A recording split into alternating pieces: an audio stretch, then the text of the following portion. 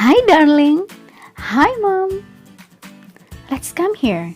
Mommy will read a story for you today. It's really interesting story. But before that, Mommy wants to ask you, have you ever played hide and seek? Yes, I have. Isn't it fun? Yes, it is. Alright, so today we are going to listen to a story about hide and seek, written by T. Albert. Are you ready? Yes, Mommy, I'm ready. Please have a seat nicely and let's listen to the story together. Hide and Seek, written by T. Albert. James, his sisters Sally and Mark, they're BFF. Do you know what is BFF? Yes, best friend forever. Were bored.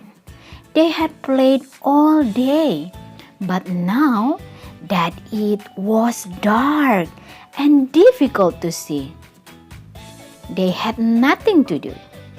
They couldn't play soccer because they couldn't see the ball. They didn't want to go inside and play a game because it was a beautiful springtime night and they liked being outside, especially after having to play inside all winter long.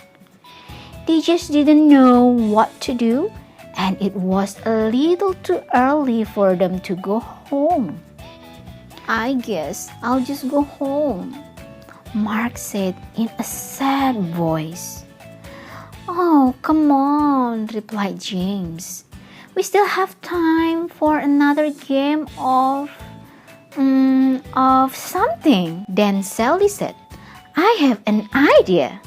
Let's play hide and seek. I was just going to say that, James said. Yeah, I'll bet, replied his sister. You always say you were thinking of whatever I think of, she snapped.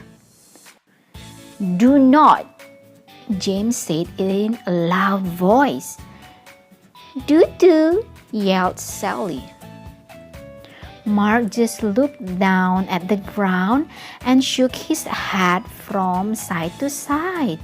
They are at it again, he mumbled to himself. Then he yelled, Okay, let's play hide and seek. I'll be the seeker. He turned, faced the big tree, closed his eyes, and started counting out loud. 100, 99, 98, 97. Sally and Mark stopped arguing, looked at each other, and ran off in different directions to find a hiding place. In the distance, they could still hear Mark counting. 4, 3, 2, 1. Ready or not, here I come. Then he turned and began looking for places where they could be hiding. Finding Sally was easy. She always ran off and then circled back, so she would be close to base, the safe place to get to before being taken. Mark looked for the biggest tree and ran towards it, but she wasn't there. I'll bet she's behind that big bush, he said to himself. So he ran to it and was ready to attack her, but she wasn't there either. As he turned around, he saw James running towards base and darted after him. Just before he touched James' shoulder, James tagged the base and yelled out, Save! Did you get Sally yet? James asked. No, said Mark. I haven't been able to find her. and it's getting late, and we need to be heading home. So both boys yelled out, "Come on out, Sally, it's late." But there was no reply. Not even a little snicker from somewhere in the darkness. Dan yelled again, "Come on out, Sally, it's late." Still, there was no reply from Sally. They began to worry and started searching for her. As they walked around the area, they called out, "Sally, come on! We give up! You are safe!" But no matter where they looked or how much they called out, Sally didn't answer. It was as if she disappeared. Sally was wondering what had happened. All she could remember was crawling under the big trunk of a fallen tree to hide. Now, as she looked up, she saw several stars through a small hole above her head. She had fallen into a hole when she crawled under the tree trunk. "Help!" she yelled and heard her voice echoed throughout what must have been a cave. "Help! Help! Help! Help!" "Did you hear that, James?" Mark said excitedly. "Sally just yelled for help." "Keep yelling, Sally!" James screamed. "That way we can find you." Sally heard her brother and kept screaming. After a short while, the boys were standing next the big tree trunk. "Hey! Are you stuck under this tree?" asked James. "Kind of," Sally yelled. "When I crawled under it to hide, I fell into a cave. Please help me. I'm scared. It's dark and I can't get out." Mark said, "James, you stay with Sally and I will go get my dad." Then he dashed off into the darkness. "Don't be scared," James said. "I'm right here with you." "No, you are not," Sally sobbed. "You're up there and I'm down here." As Sally turned in the darkness of the cave, she bumped into something, screamed, and began to cry. "What's wrong?" James asked. "There is something down here with me," Sally replied in a shaky voice. Just then, Mark and his dad came running through the woods. Mark's father knelt down and asked Sally if she was okay. He could hear her crying and sobbing. "Sally, are you hurt?" he asked. "No," she said. "But I'm scared and there is something down here with me." "Stand back, Sally. I'm lowering a rope and will be down with you in a second." Mark's dad tied the rope to the tree, found the hole under the tree trunk, wiggled a bit, and lowered himself into the cave. Sally could see him coming down the rope and stop crying. Not only was he there, but the cave became brighter from the beam of his flashlight as it danced across the cave's floor and walls. As he reached the floor of the cave, he shone the light on Sally and gave her a big hug. "Don't be frightened," he said. "I'll have you out of here in no time."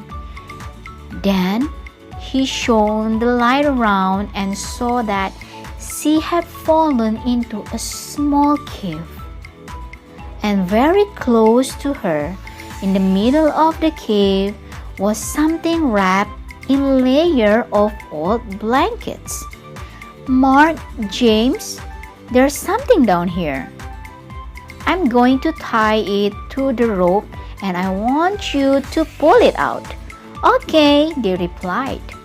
The boys pulled out the object, untied it, and let the loose end of the rope fall back into the cave. The cave wasn't deep, and Mark's dad boosted Sally over his head so she could crawl out. He then grabbed the rope and with a little jump was able to grab the opening and pull himself out. "Let's go back to my house for a cup of hot tea.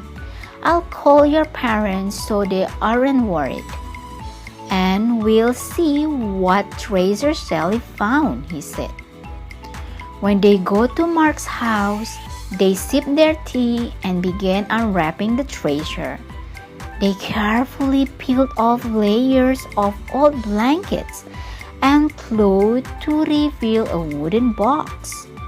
Then slowly opened it and stared in amazement.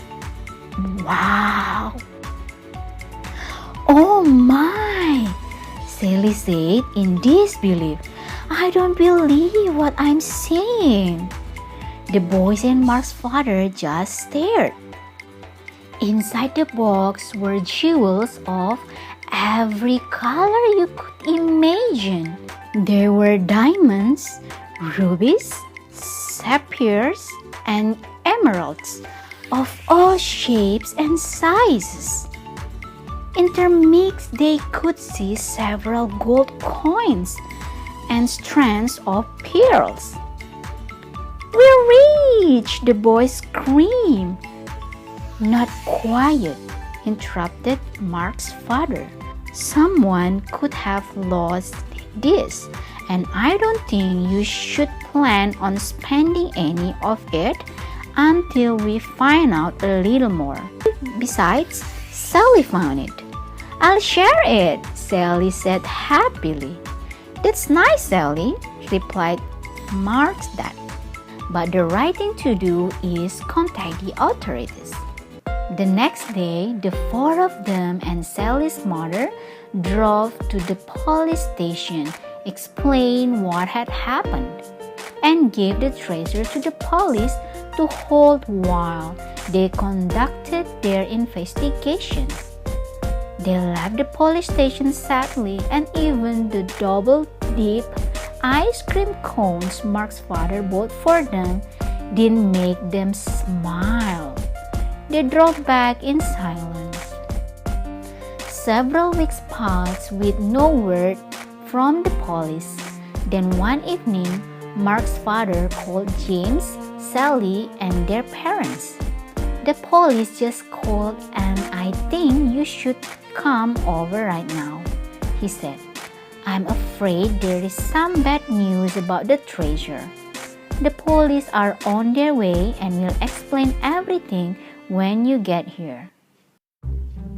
Sally and James didn't say much during the ride to Mark's house.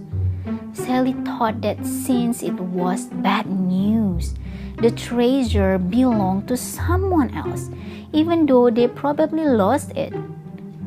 "Whatever happened to finders keepers?" she mumbled. "What did you say, Sally?" her mother asked. "Oh, nothing," Sally replied.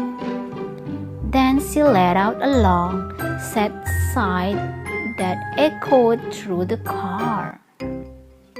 When they arrived at Mark's house, the police were there with the treasure box. As Sally entered, the captain introduced himself and said, "Sally, this is yours. Your parents need to sign some papers, but the box and its contents are yours." Sally, Mark, and James shrieked with joy and danced around the room. Then Sally said, "What is the bad news?" The captain smiled and said, "The treasure is worth more money than you can imagine, And with your newfound wealth comes great responsibility. Sally didn't quite understand what the captain was talking about, and right now it really didn't matter. Mark asked, "Are you going to share?" "Of course," Sally said. "If you and James didn't help me, I might still be there." Several days later, Sally asked everyone over to her house. "I have decided what to do with the money from the treasure after it is sold," she said. "I'm giving 1/6 to our mom and dad, 1/6 to Mark's mom and dad, 1/6 to Mark, 1/6 to James, and 1/6 for me." "There is an extra 1/6, Mark proudly stated. He loved math and was right on top of Sally's calculations. "No, there is not," Sally said. "It's 2, Jim said. "It's not," Sally said in an angered voice. Just as Mark was going to say, "They are at it again," Sally said, "This is why there isn't an extra 1/6. I'm giving it to the local charity, so it can be given to those less fortunate and in debt." Her mother and father said it was a caring and responsible thing to do. They were very proud of her and knew that she understood what the captain meant when he had turned the treasure over to her just days before. The end. Wow, isn't it an amazing story? Yes, Mommy. Do you like this story? Yes, I do. So, what did you get from the story? Yes, I learned a lot from the story. Sally is a kind girl. She shared everything that she found. Even she gave to the needy people as well. You are right, darling. How about you, children? What did you get from the story? You can tell your parents at home. So this all for today. We are going to meet again in another lesson. See you soon.